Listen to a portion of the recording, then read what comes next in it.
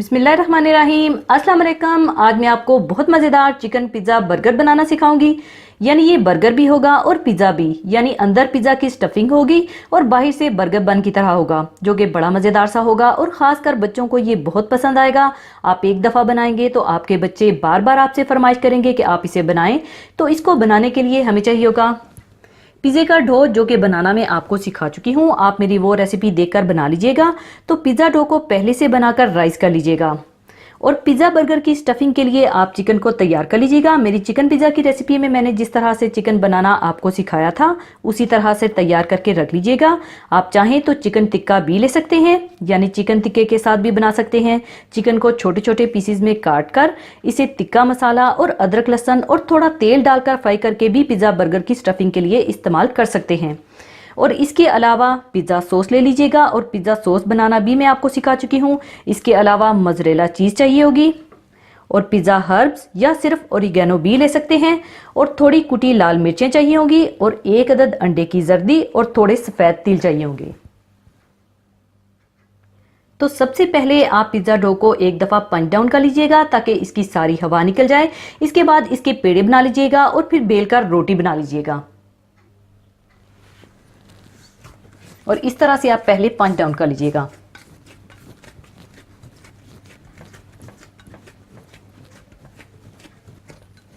इसके बाद इसके पेड़े बनाकर आप रोटी बेल लीजिएगा।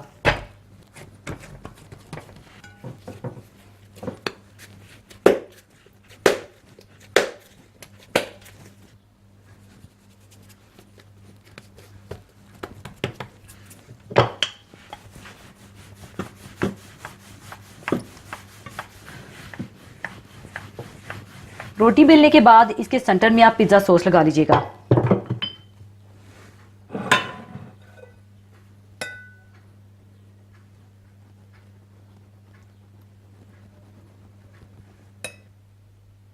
इसके बाद इस पर मोज़रेला चीज़, थोड़ी हर्ब्स, कुटी लाल मिर्चें और थोड़ा चिकन डाल लीजिएगा।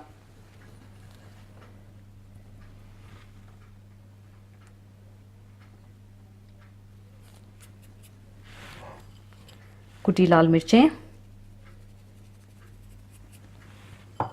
थोड़ी हर्ब्स और चिकन डाल लीजिएगा।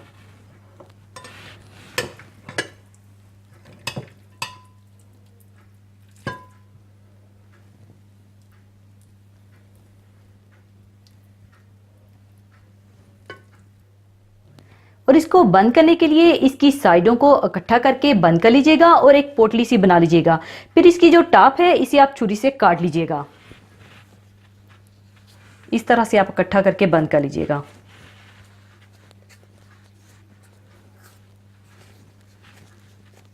अच्छी तरह से दबाकर ऊपर से आप काट दीजिएगा।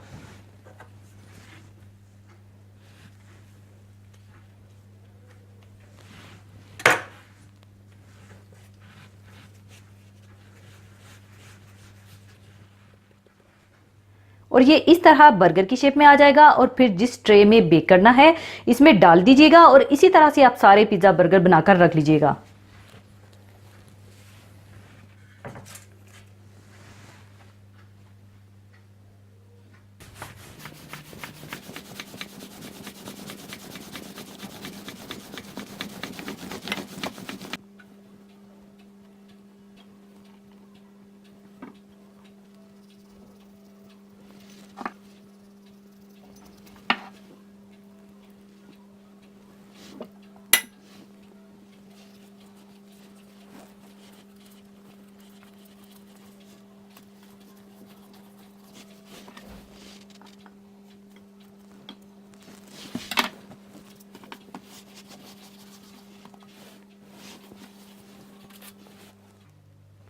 सारे पिज़्ज़ा बर्गर बनाने के बाद आपने इसे कम से कम आधे घंटे के लिए कवर करके छोड़ देना है ताकि ये दोबारा से अच्छी तरह से राइज हो सके।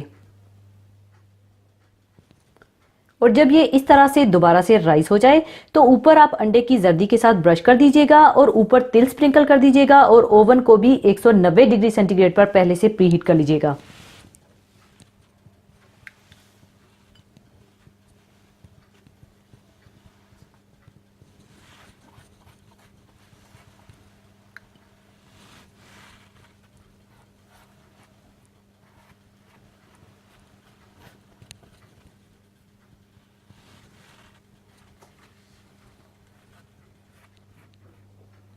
और ऊपर तिल स्प्रिंकल कर दीजिएगा।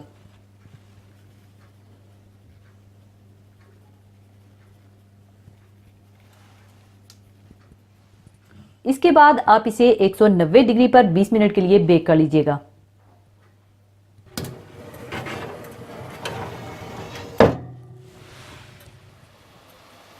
बेक करने के बाद आप इन्हें निकाल लीजिएगा।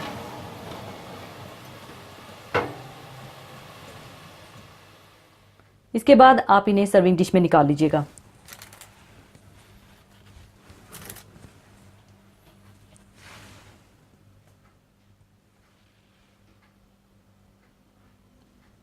आप चाहें तो चिकन पिज़्ज़ा बर्गर को फ्रेंच फ्राइज के साथ सर्व कीजिएगा।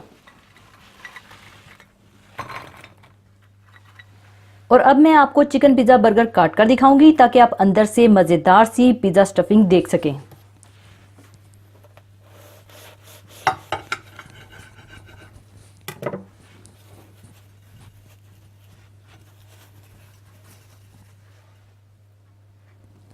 लीजिए, बहुत मज़ेदार चिकन पिज़्ज़ा बर्गर तैयार है। और ये ख़ास तौर पर आप बच्चों के लंच बॉक्सेस के लिए बनाकर दे सकते हैं। और आप इनके बंस बनाने के बाद इन्हें फ्रीज़ भी कर सकते हैं और जब आपका दिल चाहे निकालिए और जब रूम टेम्परेचर पर आ जाए तो इन्हें आप बेक करके एंजॉय कीजिएगा। या फिर आप इन्हें कुक करके भी रख सकते हैं और फिर प्लास्टिक रैप करके फ्रीज़ भी कर सकते हैं। तो ज़रूर ट्राई कीजिएगा और मुझ नाचीज़ को अपनी दुआओं में याद रखिएगा। और जाने से पहले एक हदीस पाक शेयर करना चाहूँगी। हदीस पाक इस तरह से है। हज़रत अबू हुरैरा रज़ी अल्लाह ताला अन्हो से रवायत है कि रसूलुल्लाह सल्लल्लाहु अलैहि वसल्लम ने इरशाद फरमाया कि अल्लाह के यहाँ कोई चीज़ और कोई अमल दुआ से ज़्यादा प्यारा नहीं। दुआ एक इबादत है और इबादत ही इंसान की पैदाइश का असल मकसद है। इंसान के तमाम अमाल में दुआ ही सबसे अहम चीज़ है।